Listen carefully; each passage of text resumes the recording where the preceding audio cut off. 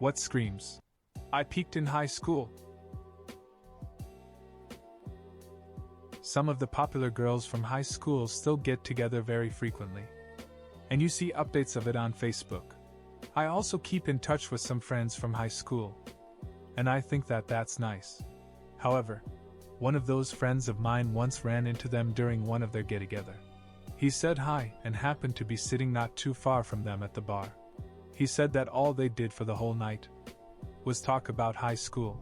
They looked up old classmates on Facebook, laughed at them, called them names, looked at their spouses and called them names too.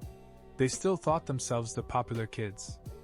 As if they still had some sort of influence on all these people. Everyone has moved on. Done interesting things in their life except for them. They're just rehashing old drama and old rumors. One of those girls had a small bit of success as a photographer in high school. She won a couple contests that were aimed at teenagers and her photos aren't bad. Her parents turned this into a very big deal. Her friends all wanted to be in her photos. And she was dead set on going to art school and getting the recognition she deserved. I don't know if she never made it into art school or if she dropped out. But she definitely did not become a photographer. Instead, you see her launching some new startup business selling asinine live laugh love sheet about once a year. When I was in high school, this guy a year before me had a fearsome reputation. At house parties, people would fear him just by name alone. He would show up to parties with his cronies and start fights. He came from a decent enough family. Everybody wanted to be on his good side. Anyway, he graduates high school. And most of us were still in 12th grade. I remember he used to come around lunchtime to smoke with the people out front. Shoot the breeze and talk about how much fun it is to just sleep in and do nothing and have all this freedom. A couple of months of, "Oh cool," to, "Why are you still here?" as we awkwardly shuffled back to class. A guy who graduated from my high school back in 2003 was arrested a few years ago for his second DUI. He was wearing his Letterman jacket in his mugshot. I picked up some stuff at my parents' house when I was 25. One of those things is my Letterman's jacket. Put it on, got in the car, had to stop for gas. Who happens to be filling their car next to mine? My high school wrestling coach. I wonder how much of a loser he thought I was. I wasn't even that good. Billy Joel feels compelled to write a ballad about how you and your ex were the king and the queen of the prom. How the two of you married right after high school. And how it all went to hell from there. Bonus points if your names happen to be Brenda and Eddie. We used to play indoor floor hockey in a loft room in the big gym of my middle school. One game I scored 3 goals. One of them being a banked shot off the wall. The next year I wrote about the game for an assignment in English class, and the teacher read it to the class the next day. I'm not sure which one was my peak. As someone who recently graduated, the students who returned to the school every time they came home from school just so people would pay attention to them. Also not sure how to explain it, but the people who now post blank screens and just text on their Snapchat stories that just say things like, "Always crazy to see who you can really trust when XYZ happens." Or, "Surprising to see who really cares about you when you need friends the most." Like I said, I don't know how to explain it, but there's definitely a correlation. I taught at AHS in the US for exactly 1 year. During that year, some guy who had graduated a year or so prior came back to visit about 3 or 4 times. This douche who just rolled into the school and would pop into classes to say hi to teachers and students in the middle of lessons. I have no idea why. But for some reason he was walking around barefoot too. He tried that sheet in my class and I asked him promptly to leave. To which he said to me, "Oh, you're new here and don't understand that I'm sort of a legend around here. So people like to see me come by." Yeah. I kicked the legend, the duck out, and promptly advised my students to move on with their lives after they were finished with high school.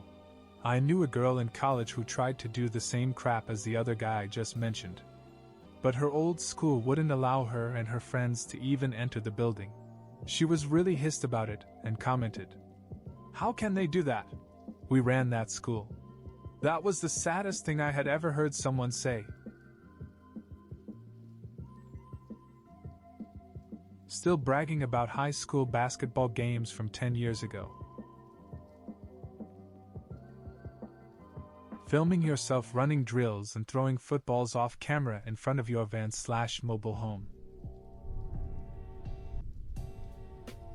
The class that graduated before me had their 10-year reunion last year, and apparently a big fight broke out over something that happened when they were all still in high school.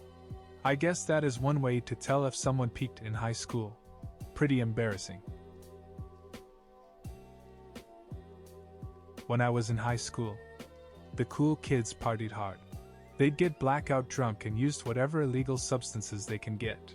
I was looking through the profiles of some of those classmates, and a few of them are still doing the same shit. Talking gangsta shit despite growing up in a middle-class suburb.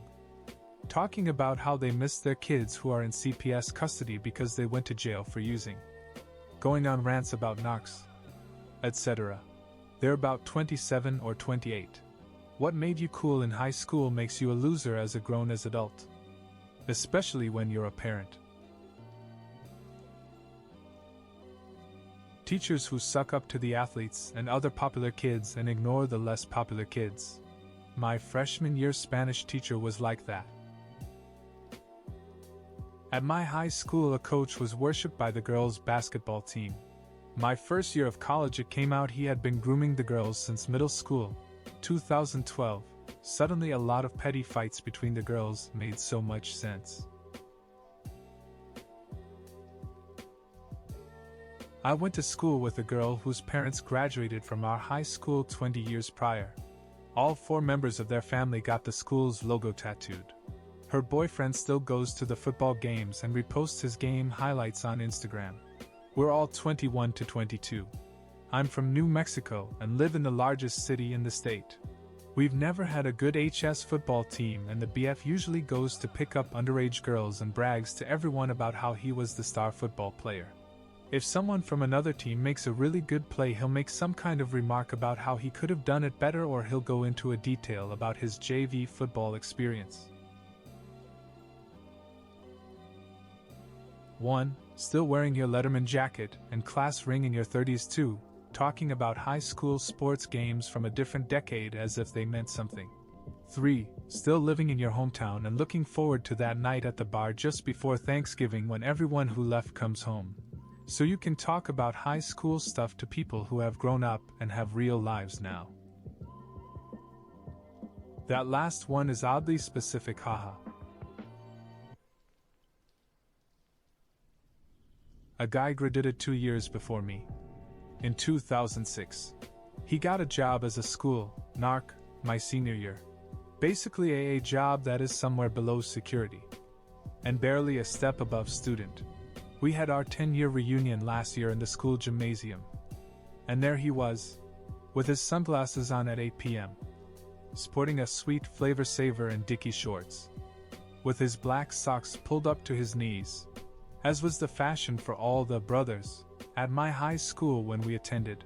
He was making his rounds, trying to enforce every single rule that was imposed on students. Meanwhile, we are all 27 to 29 years old. And nobody is taking his sheet. Eventually someone told him, "You were a ducking tool in high school." And nothing has changed. Get lost. Narc.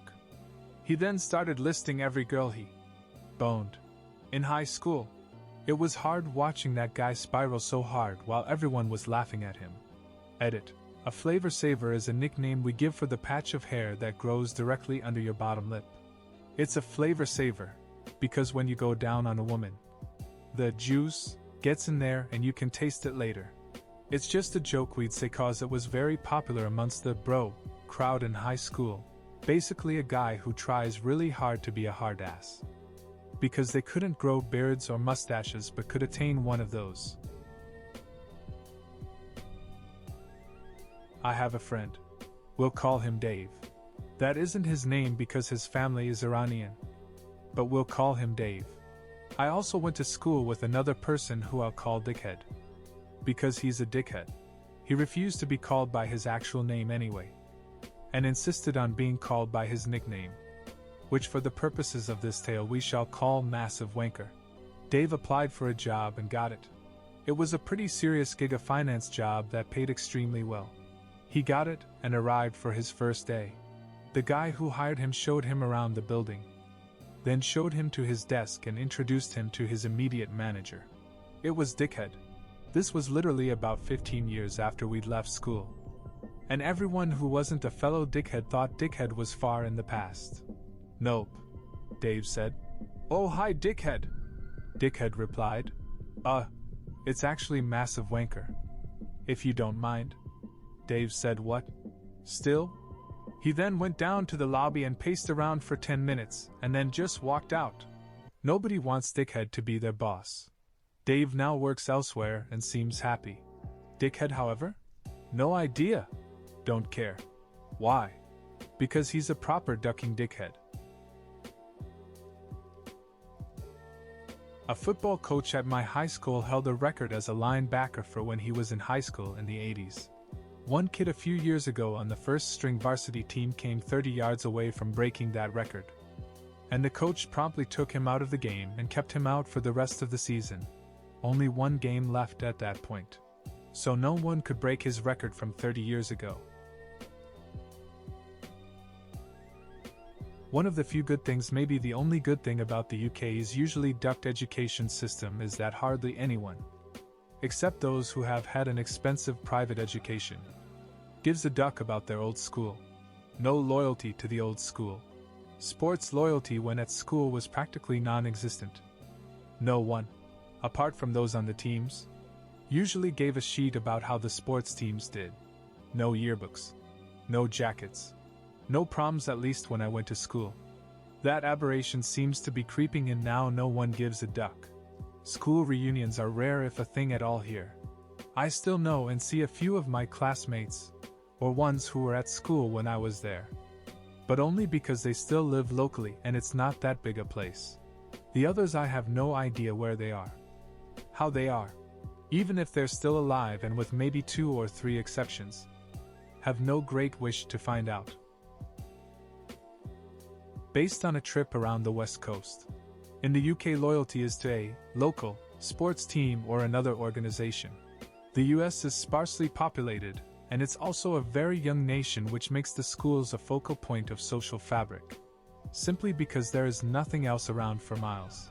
In Europe, this role is more taken up by separate Boy Scouts, sports clubs, playground organizations, etc. Drive for 15 minutes in Europe and you can be 2 towns over. Drive for 15 minutes in the US and you could still be in the same street. Never advancing your life past the moment when you graduate. I have a cousin who still lives with his parents. Has had the same job he had since junior year. And has done duck all with his life. Alternatively, I have a cousin the same age still living with his mom, but he's going to college and taking care of his grandmother. I think he wants to make it as a concept artist, but he's working on a fallback degree before he makes the big leap. Huge difference. Your only friends are from high school, you tell your college grad older brother. Yes, you got a math-heavy degree. But in high school I took Algebra 2 and you took Geometry like everyone else, looking for the easy path. Says to older brother. Everyone looked down on you in high school. Gets hissed when older brother says, you are 38. You graduated 20 years ago. Please tell me you have something to be proud of from the past 2 decades. That's oddly specific. Because I only know one loser who, 20 years later, is still bragging about shit she did in high school. And I mean, you get a degree in engineering and she's going to mention that one almost college-level math course she took in high school and tell you how much better she is over you because of it. The only thing from high school worth bragging about 20 years later. Your mom dropped you off for the homecoming dance your senior year. You are in your new home-made Star Trek uniform based on the recently released Star Trek, First Contact. and after hearing half the school call you a loser, you still managed to lose your virginity to a sober head cheerleader.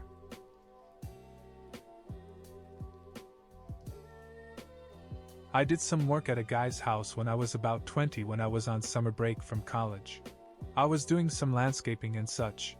This guy was a cop, about 35, and was married with a pretty nice house.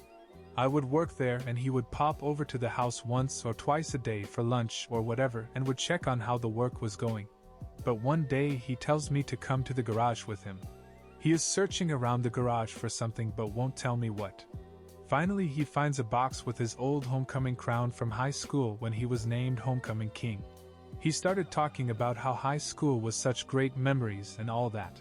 He was trying to show off and thought I'd be really impressed. But I was really embarrassed for him, to be honest. I'm late to the party, but a former coworker of mine, who just turned 45 years old, posts pictures and messages about him and his brother breaking track records in high school. Sometimes it's a picture of almost 30-year-old newspaper clippings. Other times it's trophies. Or maybe it's a nostalgic message of wanting to go back in time to high school and being the greatest again. He also likes to mention one of his records is still unbroken. I wished he had cared about his job performance as much as his track and field record. My time working with him would have been much less stressful.